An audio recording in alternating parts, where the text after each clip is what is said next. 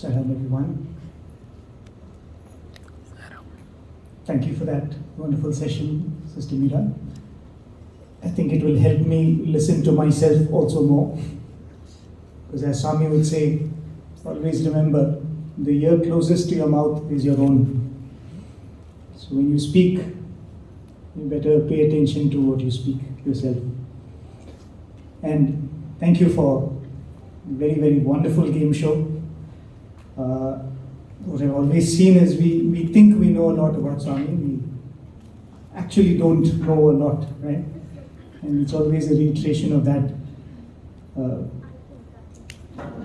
I recall just before I dwell into the topic, sometimes Swami would ask us some questions. He would say, and when he's the quiz master, the rewards can be exciting. Right? So Swami would say, I'm going to ask a question. Whoever answers the question will get a gift from me. And it's a gift, you know it is. Or Swami would say, whoever answers the question, I will take them to Kodaikanal. So at one time, Swami asked a question. I don't remember what the question was. And it was an easy question, so a lot of boys put up their hand. So Swami pointed to one of the students. And Swami said, you tell me the answer. And he told the answer. Swami said, correct answer, called him, materialized a ring for him and gave it to him. And Swami said, I will take you to Kodai. So even as Swami was saying this, one of the teachers sort of became very happy. You could see that the teacher was beaming. And Swami asked him, what happened? Why are you so happy that that student got this chance? And then this teacher got up and he said, Swami, he's such a good boy. And I'm so delighted that Swami acknowledged it and rewarded him. And then he went on to tell Swami about that boy. You know, Swami, he wakes up at 4:30 in the morning. He's one of the boys who comes and cleans the kitchen. Whenever there is any serving duty, he's the boy who comes. It's a very, very sweet boy. Swami kept hearing the teacher say all this. And Swami said, stop. Swami said, why do you think I picked him among all these people? Do you have to tell me? And for the next 10 minutes, Swami spoke about that boy's father. What seva he was doing in Swami's mandir in Hyderabad, in Shivam, which no one knew. That he would get up at 4 in the morning, he would go and clean the gardens, and one particular, whatever he was doing, there was no witness to the seva that this boy's father was doing and Swami was telling him. And here was the teacher thinking that he's telling Swami that Swami, by mistake you made a good choice. That you picked the right boy to ask the question. And then the teacher was surprised that Swami was revealing his omniscience. And then Swami said, I am surprised that you are still surprised. That knowing Swami, you are still surprised when Swami reveals himself. He reveals his omniscience.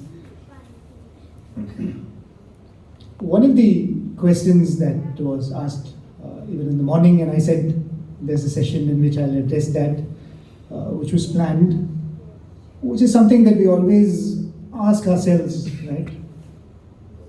In this world filled with distractions, how do we always keep our focus on Swami? Why should we really keep our focus on Swami? Is it necessary? Is it enough if we think of him once in a while? Why not?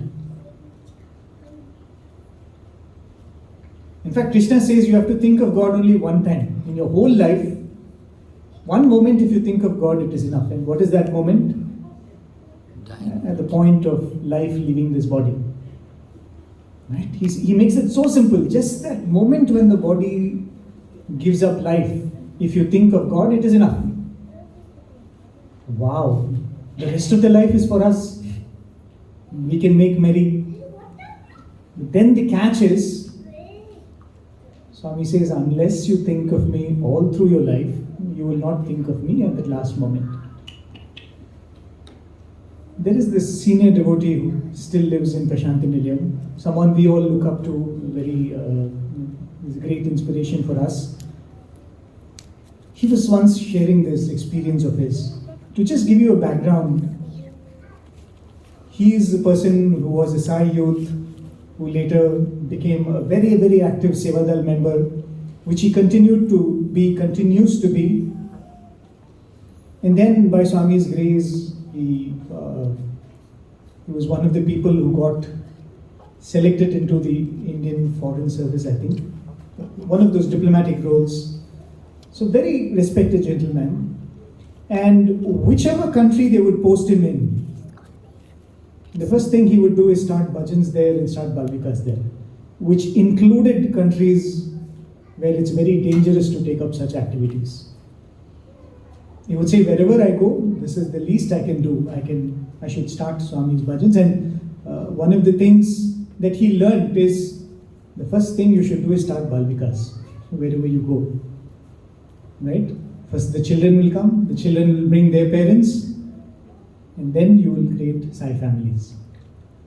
So very, very rooted in Swami and love for Swami. Even in the official cabin which he used to be given, there would always be a huge picture of Swami. And sometimes the office in which he used to work would become a samiti. He would ensure that all his people working under him would join the bhajans and do seva in the weekends. So you can imagine what a Sai-filled life he was leading. At one particular point, he was given this assignment of going to a different country, I think somewhere in Africa, maybe Angola or somewhere, he said. So his doctor, who was again a Swami's devotee, told him that, you've been needing a surgery for a particular condition. Why don't you finish that surgery and then go for this duty, so that you don't have any problem later. So a week or so before his assignment in the new country, he goes in for this surgery. And as he is undergoing that surgery, he realizes that his time has come. And literally, he is able to sense a countdown happening when the soul is going to depart from the body. Right? And he's saying that I can see the whole scene. The doctors are around him, he's been given anesthesia, and life is slowly ebbing away from the body. And being a devotee of Swami, he says, now is the time, I should think of Swami. And he tries as much as he can, but he is not able to think of Swami. The work that is pending in the office is coming before him. Things that he has to do to settle his property is coming in front of him.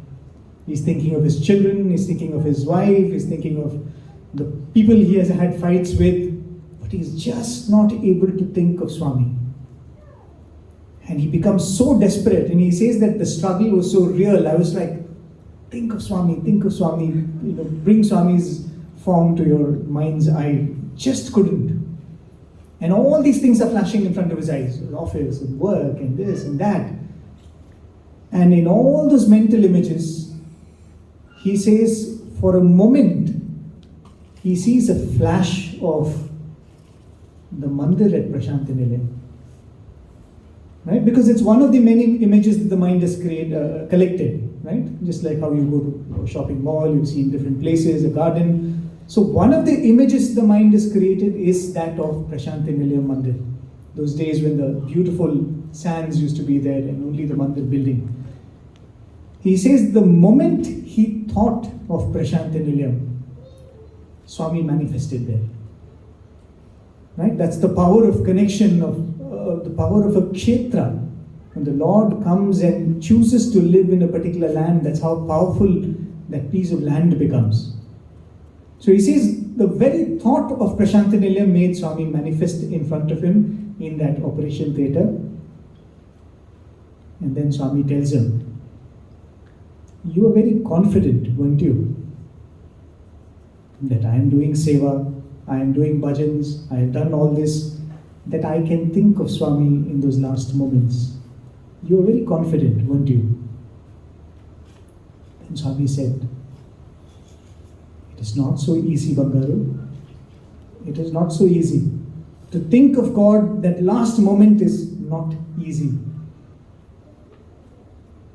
I met one elderly person who gave me this analogy and it really struck a chord. He said, have you ever tried peeling a band-aid from your skin, right? It's not the most pleasant of experiences. And different people have different strategies. Do it slowly, do it in one stroke, because it's painful. So this person said, in all our life, that body consciousness is stuck to every single cell of your body.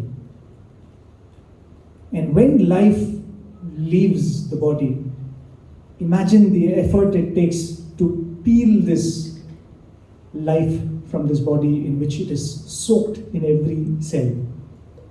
That's how painful it is. And this is something that Swami has also said. It is like 1,000 needles pricking you at the same time. This is not to bring down the mood of the evening, not that we have to think of it. But what important thing that Swami said is, unless in every atom of your body Swami is filled, you will not be able to think of me in that last moment. And Swami told this devotee, the whole conversation is happening in front of his corpse, literally. Swami said, Bangaru, you have not yet reached there, so I want to give you another chance. And Swami pushes his soul back into the body and Swami says, go, try harder. Swami said, Anulo, Sai Nindi Unnali. In every atom of your body, you should be filled with that Sai's consciousness, love for Swami. And if that happens, that is why we all chant the Mrityunjaya mantra, right? And if you know that, say children, Trayambakam yajamahe sugandhim pushtivardhanam urvarukameva vandhanan mrityor mukshi. You know what that means? You have this cucumber grows on a creeper, right? When the cucumber becomes so ripe, it just falls away. It just falls away from the creeper. You don't even have to tug at it. So when through this sadhana, whatever we are doing, we become so ripe, life will so effortlessly leave this body. And it will reach where it has to reach. Right? That is, if we can define what is the goal of life, that is one of the ways of defining what the goal of life is. And for that, Swami said, Smarana is not enough, Anusmarana is important. Right? Swami says, you call it Akhanda Bhajan, but you start at one time and you finish at another time. That is not Akhanda Bhajan, that is Khanda Bhajan. It's a long Khanda Bhajan. The real Akhanda Bhajan is when the bhajan never stops. The true Namasmarana is Anusmarana. Swami gives the example of the Gopikas. Right? We all know the story I know you all know it, but nevertheless, let me repeat it. Krishna's dear friend, Uddhava, is supposed to be a great jnani.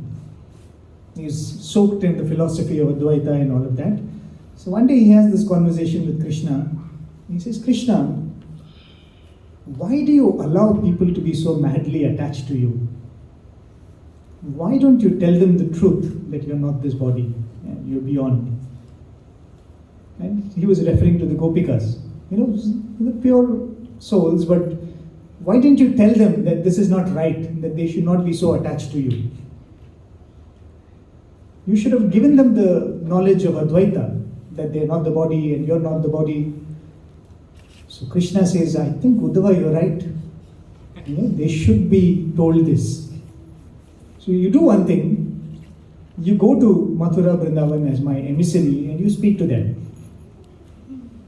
So Uddhava is very happy. He says, definitely Lord, take it as my Krishna's work, I will go and do it. And Krishna writes a letter and gives it to Uddhava, and Uddhava goes. The first thing when he tells the Gopikas that Krishna has written a letter, the next moment the letter is in tatters.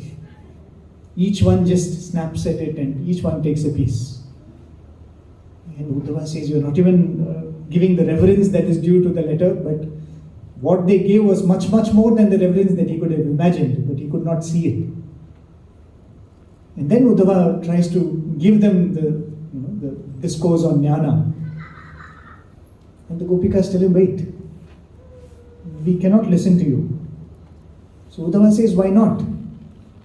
And they say a very simple thing. In their simple understanding, in their simple words, they just put it across in one sentence. They say, we have but one mind, and that we have given to Krishna. We do not have another mind to listen to your discourse. He says, we have only one mind, and that mind is filled with Krishna, and there is no place for anything else. And at that moment, Uddhava realizes that I am not the one who has come to instruct. I am the one who has come to learn. Because this is what a true jnani is. Right? That is why whenever Swami speaks about that shloka in the Gita, Ananyas Chintayantu Ma Ejana Paryupasate Tisham Yuktavi Yuktanam Yogakshemam Vahamiham. Right? That's what he says. Whoever thinks of me ceaselessly, they don't have anything to worry about because I'm going to take care of everything. And Swami would give this story as the example. And you say, this is what the gopis reached, and this is what, truly speaking, every devotee must strive for.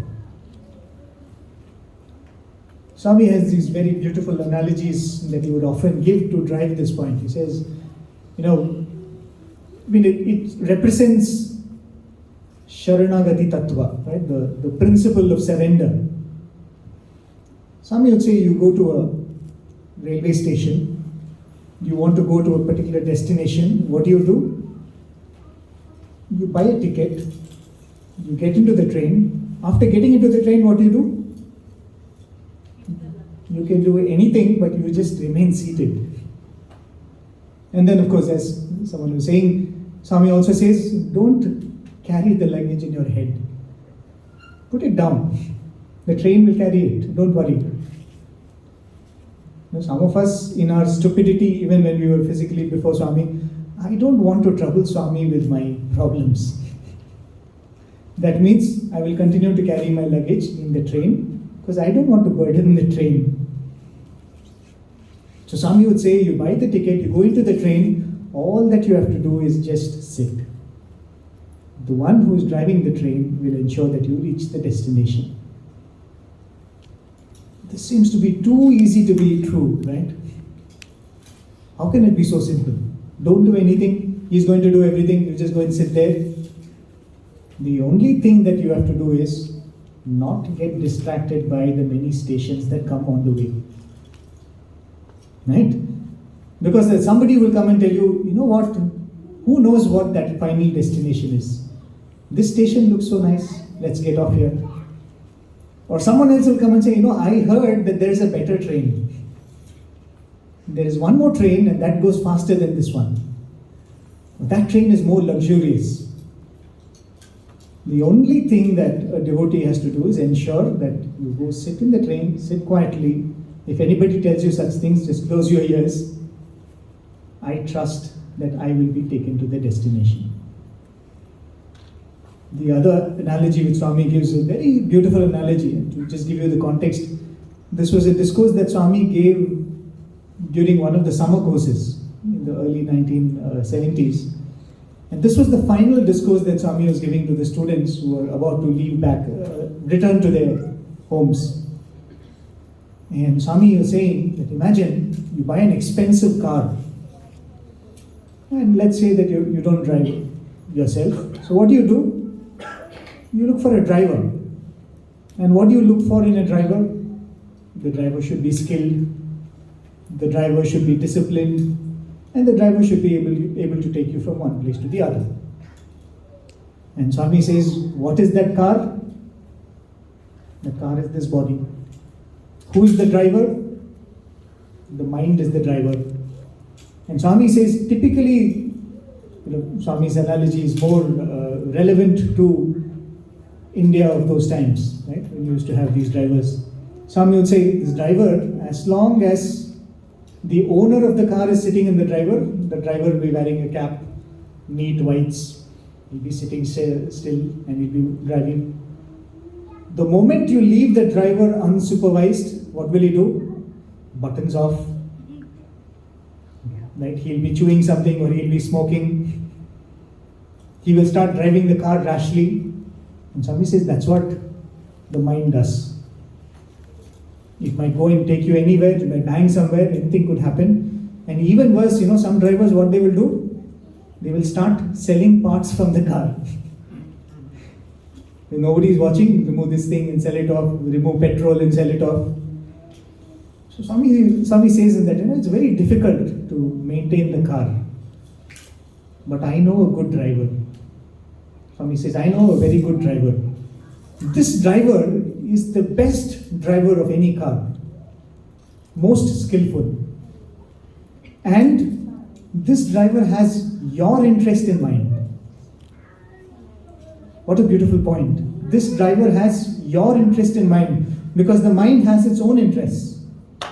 The mind doesn't have my ultimate interest in mind. The mind has its own distractions, its own interests. But Swami says this driver has your welfare and your interest in mind. And then Swami says, not only that, this driver is also a very good mechanic. If something goes wrong with the car, he can fix the car. Not only that, imagine some part in the car doesn't function properly, it's gone bad. This driver can materialize that part and fit it into the car. And Swami said, will you not want to use this driver? And Swami said, I am that driver. Make me the driver of your car. Make me the driver of your life. I will ensure that I take you to the destination. It is my responsibility. But as I said, all that it calls for is to not to be distracted and to be able to surrender completely. So if that was possible, you don't have to be sitting here, I don't have to be talking, right? Or I don't have to be listening, I don't have to be reading. There is this beautiful portion in the Bhagavad Gita. It's in the 12th chapter, where the entire chapter is about bhakti and surrender. Even as I am saying these words, bhakti and surrender, let me also tell you, in Swami's explanation, there is no difference between bhakti and surrender. For Swami, when he says bhakti, it is surrender. When he says surrender, it is bhakti. In our mind, we think, okay, now I have devotion, tomorrow I'll have surrender. And somebody asked Swami once, one of the students, Swami, how to get unwavering faith? Swami's answer was a simple one-line answer. If it is wavering, it is not faith. So there is no wavering faith, unwavering faith. Faith means it's unwavering. Devotion means it is when we surrender. So in the 12th chapter, where it is all about surrender and completely staying devoted to Swami, there Swami makes this statement. Again, he repeats it in the 12th chapter. He says, if you have ananya bhava, if you have the feeling that I think of only him, I have my focus only on him. Krishna gives another analogy. He says, I will ensure that I take this boat of life to the shore. One of the standard analogies in Sanatana Dharma is that of the ocean of life, right? You would have heard that. Samsara Sagara we call it. Just imagine that. Imagine a small, what do you call that, kayak, or a small boat, a circular boat where only one person can sit. You're in the middle of the ocean. You look around and you see nothing but water all through. Sometimes the water is rough, sometimes the water is quiet. You look all sides and there is no sight of land. Swami says that is what your life is. And he says, when you have that ananya bhava, when you have that one-pointed attention on God, he says, I become the one who steers the ship. And he says, as quickly as you can get to the shore, I will get you to the shore. That's lovely. But then the question is, how do I get there? Right? If I don't have that, what is the point? It's like too exclusive a thing to offer, right?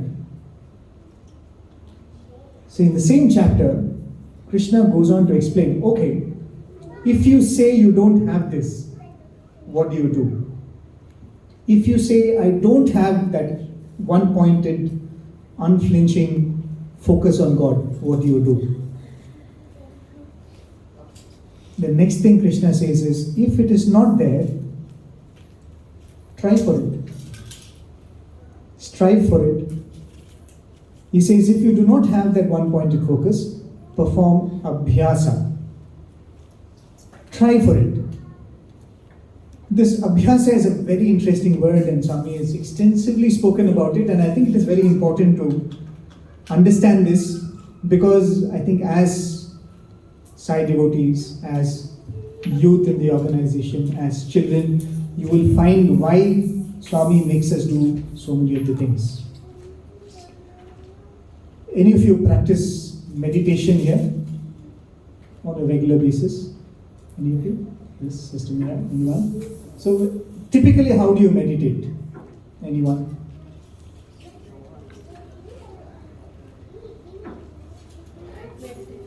Sorry? Light meditation. How do you prepare for the meditation? Sit in a quiet place, right? Early morning? Okay. Yes, sister? Anyone else? How do you go about this meditation? One of the many trick questions that Swami would throw at us is, do you meditate? So invariably, we just keep quiet when Swami asks that. One point, Swami asked that question to a group of students. There was this boy who was just a few months into the hostel. In all his enthusiasm, he raised his hand. He said, Swami, I meditate. And behind him, all the senior students were like, this guy's a goner. And Swami was like, you meditate? Chala manchidi, very good. And Swami called him. And Swami said, when do you meditate? 5 o'clock in the morning. Ooh, 5 in the morning, very good. How much time do you meditate? So he says, Swami, 20 minutes. Then Swami smiled and said, Bangaru, if you can say that I meditate for 20 minutes, it is not meditation. True meditation is when you transcend space and time. But what we do is also meditation, right? I'm not telling that that is not meditation. A state of meditation is different from the abhyasa of meditation. Right? The state of meditation that Swami speaks of is that where you're beyond the physical, beyond the body and time and space. But what we refer to as meditation, Swami gives another word for it. Swami says it is called Sukha Dhyana. Right? In one of his discourses he says, it is Sukha Dhyana. Which means you make a very practical assessment of yourself. That I am easily distracted. I can easily lose focus. That is what I am right now. So what do? You try to avoid all those physical things that can distract you. So first thing what do? Find a time when everyone is awake. Early morning. Invariably, right? The population is less before the sun rises. So you find an early morning time. Then you find a quiet place. What do you mean by a quiet place? As much as possible, you've already removed the distraction of sound. You go to a quiet place. Then what do? Sometimes you lock up the puja room or lock up the bedroom where you're sitting and doing meditation. You're ensuring that nobody will come inside and disturb you. When Swami gave this discourse, he did not have to tell it, but today we have to tell, put your phone in flight mode. Right? So Sukha Dhyana is nothing but controlling the controllables. Physically, whatever can distract me, I just keep them away. And in fact, if you read the other expositions on Dhyana, it says, don't sit in a cold place. Don't sit in a place that is too warm. Don't sit in a seat that is too high. Because all of this can be distractions. If it is too cold, I should have worn my jacket. If it becomes too warm, shall I just switch on the fan and come and continue my meditation? Or if you're sitting too high, what if I lose my balance and I fall down? Actually, these all can be distractions in the mind. So you control everything that can distract you and try to focus on God. Now you tell me, what are we doing right now here? What we are doing here is nothing but the same Sukha Dhyana, isn't it? Right? We've put away our phones. We have told our family, I'm away in a retreat, don't disturb me. We have found a time in the year when office people will not disturb us. We have shut all the doors. Someone speaking is immaterial. We're all trying to think of Swami, right? Whether I'm speaking or you're listening, that is what we're trying to do. So what we are doing is nothing but the same Sukha Dhyana. We are acknowledging that in everyday life, I am likely to get distracted from this one-pointed focus on Swami. So I have to find ways in my life where I can go into this cocoon and keep away all those physical things that can distract me, and I can think of Swami. The most important thing is with the acknowledgement that this is only the practice. This is not the ultimate. This is only the practice. Hoping that this practice will lead us to a state where I can be in the middle of the traffic with 100,000 people around me, the horns blaring or whatever happens, but my mind is on Swami.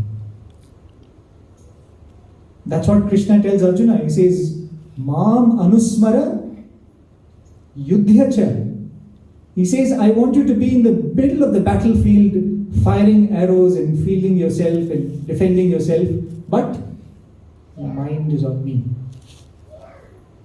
So this Sukha Dhyana which we are doing in the name of a retreat, in the name of coming to a Sai center for bhajans, is so that one day that Anusmarana will happen.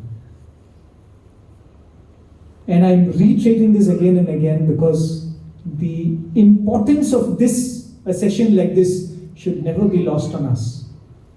Should never be lost on us. It is like, it takes a lot of effort. I was just thinking of it yesterday.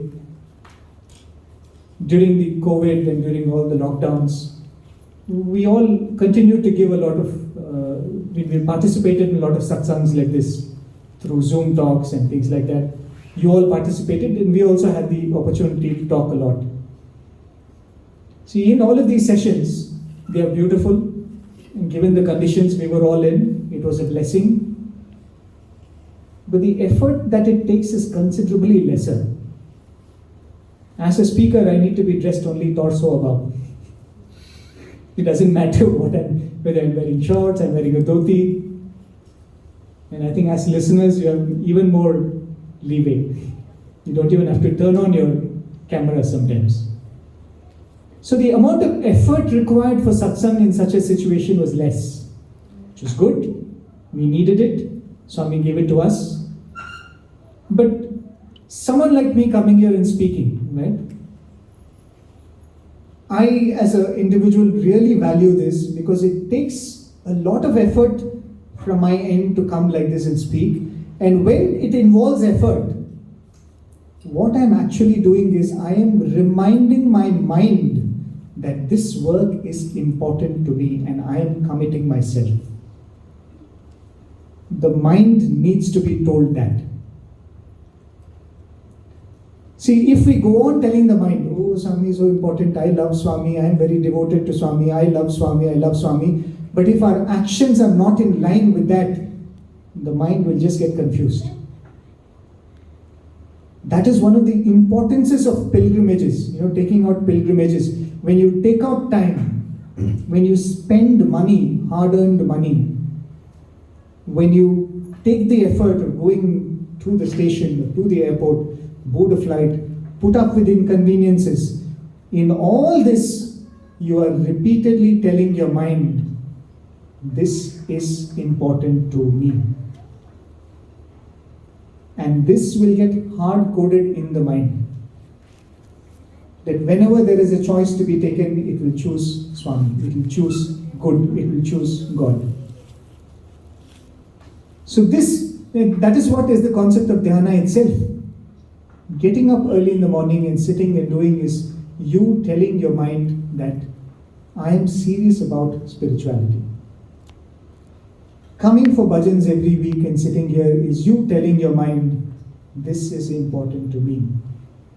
Attending Balvika's class regularly is you telling your mind, this is important to me.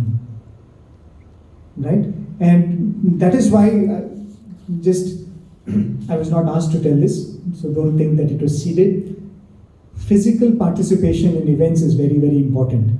Right? We've all gone into that comfort zone of, sometimes I feel, do we really need to travel and sit in my cabin and I can speak? Right? But there is a relevance to all of this. That when you commit yourself, when you commit time, effort and energy, it means you are saying, I am telling to my mind, this is important to me. So the first thing that Krishna tells is, if you're not able to always be focused on God, abhyasa. And an added thing is the importance of company. Right? That is also part of this cocoon we are building around us. Swami gave this beautiful analogy to a batch of students that were graduating. Swami said, you all are like pots in front of me. Right? And I have filled you up to the brim with my love, with my presence, with my interaction with all of you, with whatever I wanted to tell you. Swami said, I've filled you till the brim. But when you leave my presence, when you leave the portals of this university, it is like taking this pot full of water and leaving it in the sun. What happens? Slowly it will evaporate off. And Swami said it's natural. Swami didn't blame the students for saying that, oh, you will lose focus, you will not think of me. Swami said it's natural. When you are in the world, it is natural to be distracted. So Swami said, then what do you do? See this beautiful example that Swami gave. A pot of water, instead of putting it in the sun, Swami said, you take a bigger trough of water and put this pot in that trough. Swami said, there will still be evaporation, but the evaporation will be very, very slow. And every now and then you come here, I'll fill it up again. And Swami said, top up, I will fill it up again.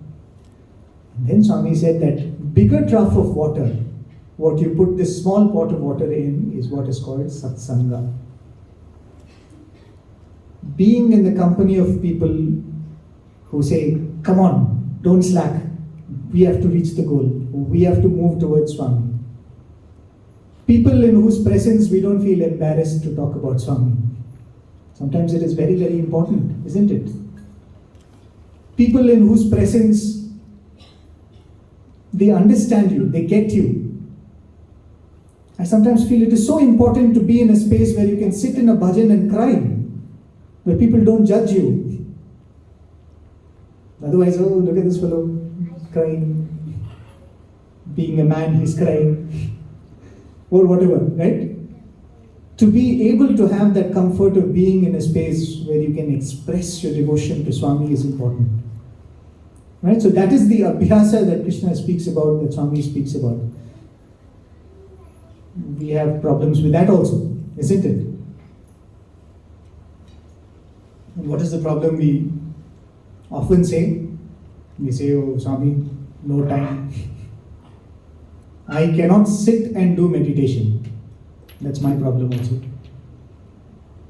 I cannot sit and do bhajan, Swami. Don't ask me to. Taking 3 days off and attending a retreat, I don't have the time. I don't have the patience. So Krishna says, all right, even if abhyasa, even if this type of getting into a congregation and focusing yourself on God is not possible. He says, do my work. How simple is that? He says, do my work. Because when you do work, which you and I define as God's work or Swami's work, the mind thinks of Him. It's a very, very, very interesting trick that Swami is playing on us. Because the ultimate goal is to be able to do everything as Swami's work. Right? Take a deep breath, exhale. That is Swami's work. That is Swami's work. Taking care of this body is Swami's work. You're eating food, that is Swami's work. Early in the morning, you go for your morning ablutions, that is Swami's work. But right now, we are not in that state. We are not able to see everything that we do as Swami's work. We are not able to do the professional work that we are doing as Swami's work. But till we reach that state, we are tricking the mind.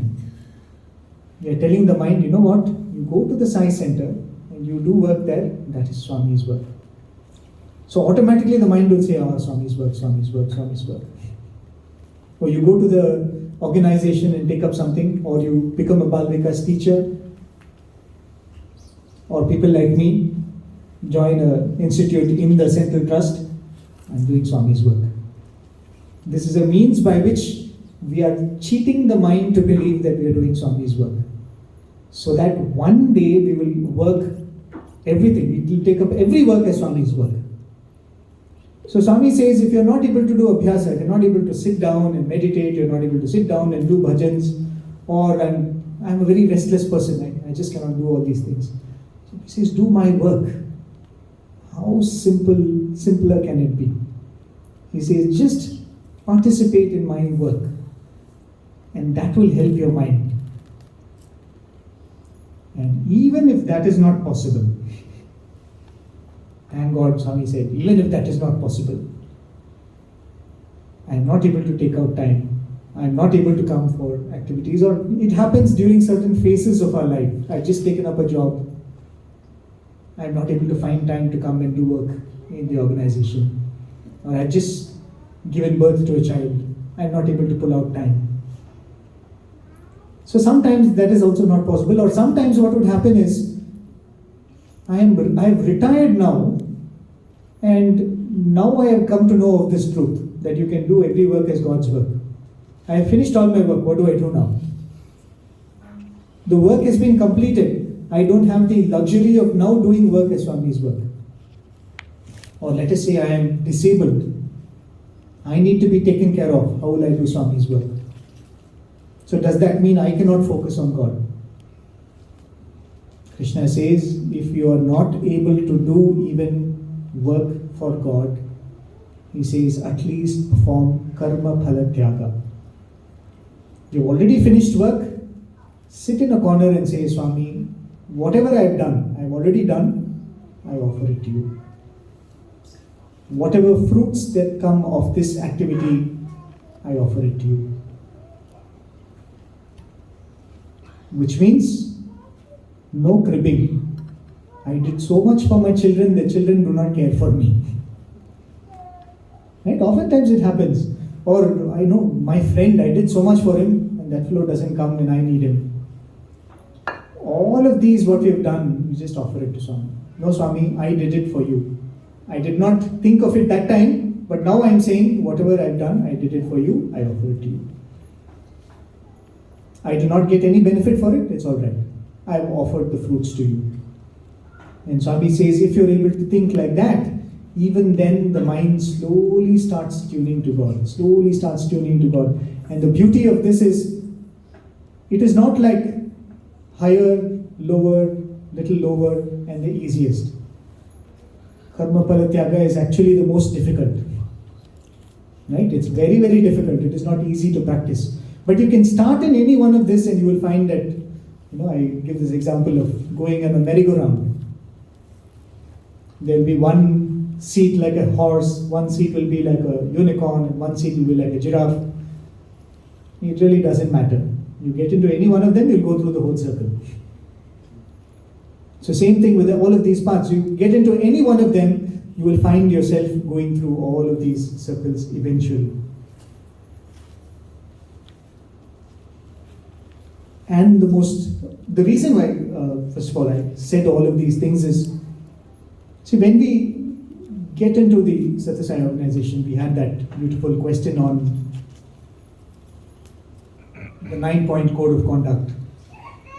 So we're all used to that. You join an organization, okay, what should I do? A, B, C, D. You have to come for budgets, you have to come and do this. We will have a program like this, you'll have to come and do. That's easy for us to follow, right? That's what Swami has done, 9-point code of conduct. We all want it on paper. But when we start following it without our knowledge, without our even asking for it, Swami is step by step, taking us to that ultimate goal. So every single thing that Swami has put into the structure of the organization, of a center, of the administration in his various institutions, is with or without our knowledge heading us to this goal. And when we become conscious of it, right, as I said, a simple thing like going on a pilgrimage, when we are conscious of what it is supposed to do to me, I will benefit from it, right? To do something more consciously, I will benefit from it, and I will draw the complete joy that comes out of it. Imagine that moment you're able to think, this is taking me one step closer to Swami. And Swami would say this, even the most mundane of tasks you can take up and say, this I am offering it to Swami, and this is taking me closer to Swami. This is taking me closer to Swami. But for all of this to work, for all of this to happen so seamlessly and effortlessly, Swami says, you should have love for God. Right? With love, this whatever I said you can just forget, because it all becomes academics. If you have love, it is like buying that ticket and sitting in the train. Do I need to know which station comes after which station? I don't. Do I need to know how many people got on in each station and how many people got off in each station? I don't need to know. Do I have to know when the destination will be reached? I don't have to know. Only thing I need to know is, will this train reach the destination? Yes. Keep quiet and sit down. So when you have that love, everything becomes, it just snowballs into that ultimate state. Talking about meditation, I'll probably conclude with this final thought. Swami says, you all must have heard, the different stages of meditation, right? Anyone? Different stages of meditation? Concentration, contemplation, meditation. So whatever we are trying to do in the name of meditation, sitting down, is only concentration. And Swami would say, from multi-pointedness to one-pointedness, from anekagrata to ekagrata. So that is the only first step that we do. The moment a little bit of love comes, a little bit of love for God or any form comes, that contemplation becomes easy, isn't it? Do you need to sit down in your prayer room and think fondly of Swami? How many of you will say yes? Do you really need to sit in the puja room, shut all the windows and doors and think of Swami? Actually, you don't. None of us have to. We could be middle of anywhere. Suddenly how many times it has happened? Suddenly we are overcome with thoughts of Swami. Because when you have love, you don't need that step of concentration. You don't need to sit yourself and force yourself to concentrate. Contemplation happens like that. So Swami gives this beautiful example of what this sadhana that we're all trying to do, right, in our life. You go to the garden and you decide, I want to offer a rose to Swami. So what is the first thing we do? Identify the rose. You go to the rose plant. You identify the rose. Then what you do? you have to pluck the rose in a way that you don't let the thorn prick you. So Swami says, for that you need concentration. You can't just simply put your hand like that and pluck. You have to pay attention. Okay, this is the thorn, this is the thing. I put my hand carefully and you pluck it. Swami says that is concentration. That is discrimination in everyday life. When you say that I want to offer my actions to Swami, what is the first thing that will happen? When we were in hostel in Vrindavan, one of the chances that we had, one of the departments, when Swami is in Vrindavan, you could send some food to Swami from the hostel. Right? And it's a boys' hostel. So cooking is that standard. You know what I mean. So if we are sending puris to Swami, what we would do? Make 20 puris so that at least 5 will be worthy of sending to Swami, which will come in the correct shape and correct color. Or if you're making some bondas or bhajis, it's like that. Make 20, so at least 5 or 6 will be worthy in the right shape. Why? Because we have this idea that if I'm offering to Swami, I have to pick the good ones and offer to Swami. So if I want to offer my actions to Swami, automatically what will I say? At least let me do more good actions that I can offer to Swami. Let me do seva, let me do this, let me do that. So in the process, we are automatically discriminating between right and wrong. We are automatically seeing where is the thorn, which is the flower.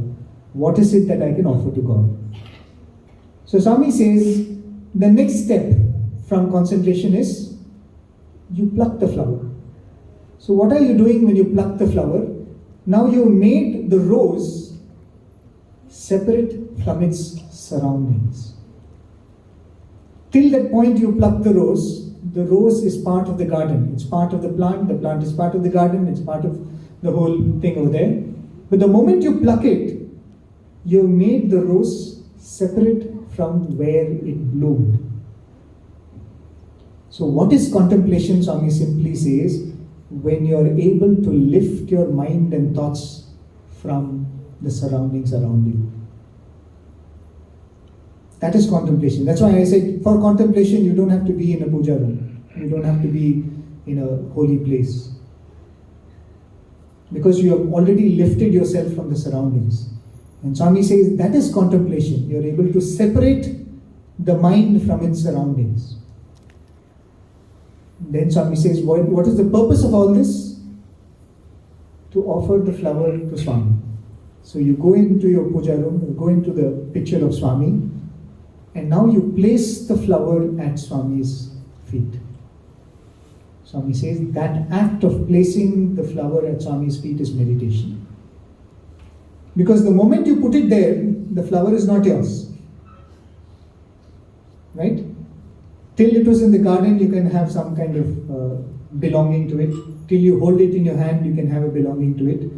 The moment you put it at Swami's feet, you have detached yourself even from that beautiful flower, even from your pure, beautiful mind.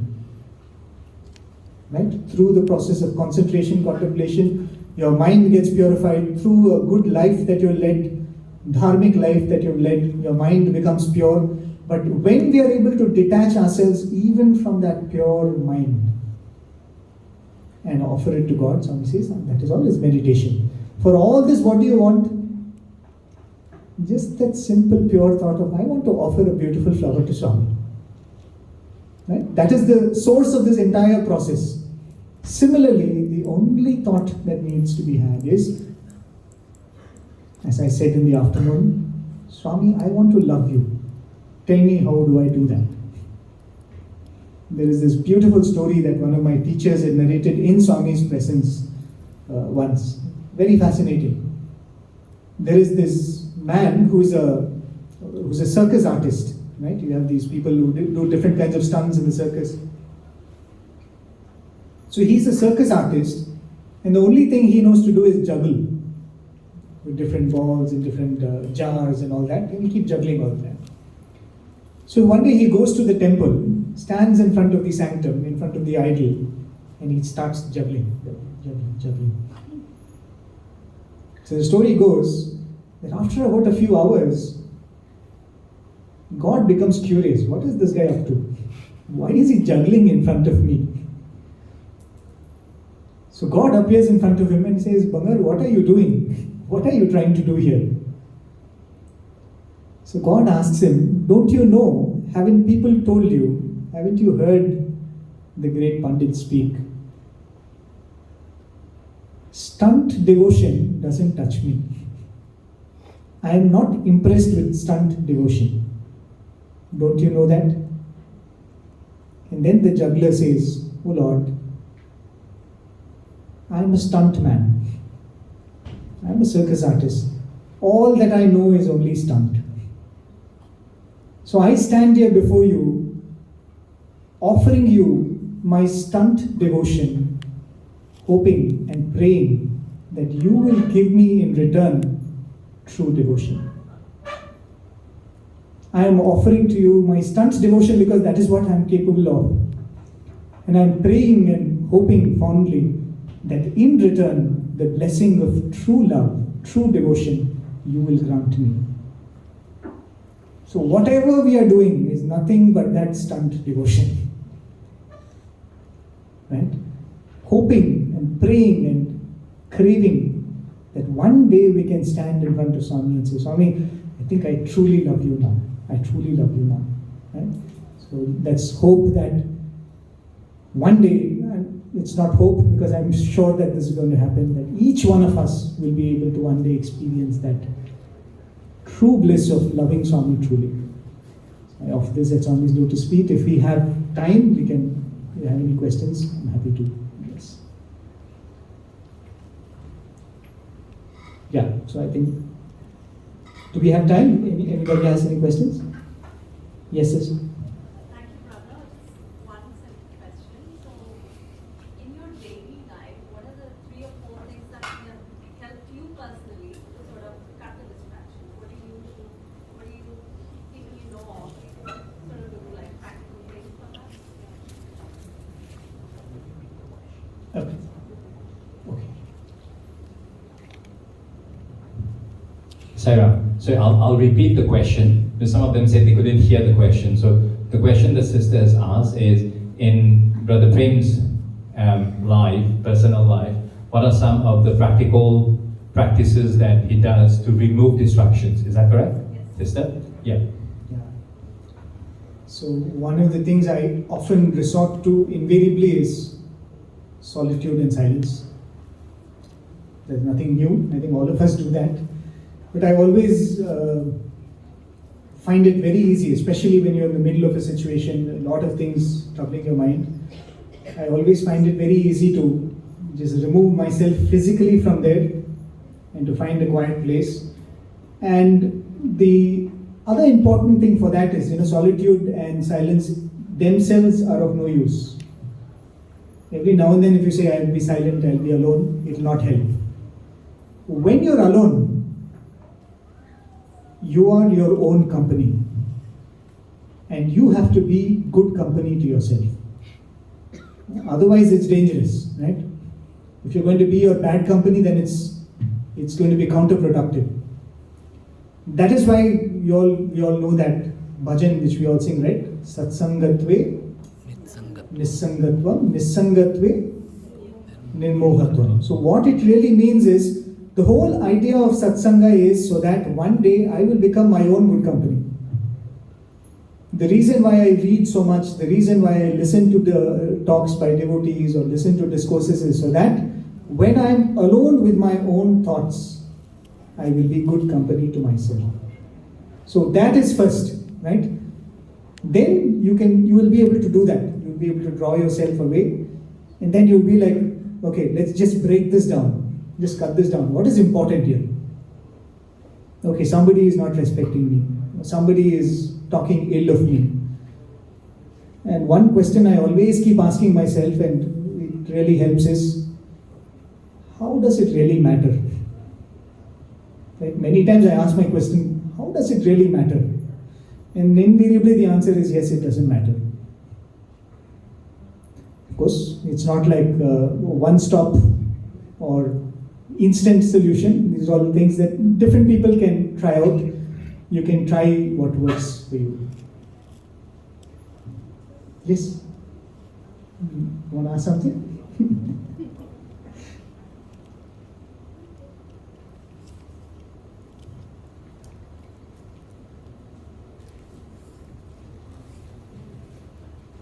Is that all?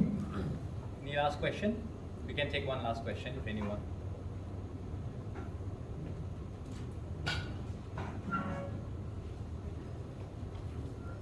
So as my teachers would say, if you have no doubts, either the lecture was really good or it was so bad that you have no questions and you didn't get anything at all. It's too good. It's too good. And you were all too kind. Time to digest it. Processing it will take time. Sure. Then if there are no questions, we'll wind up. Thank you all for your very patient listening again.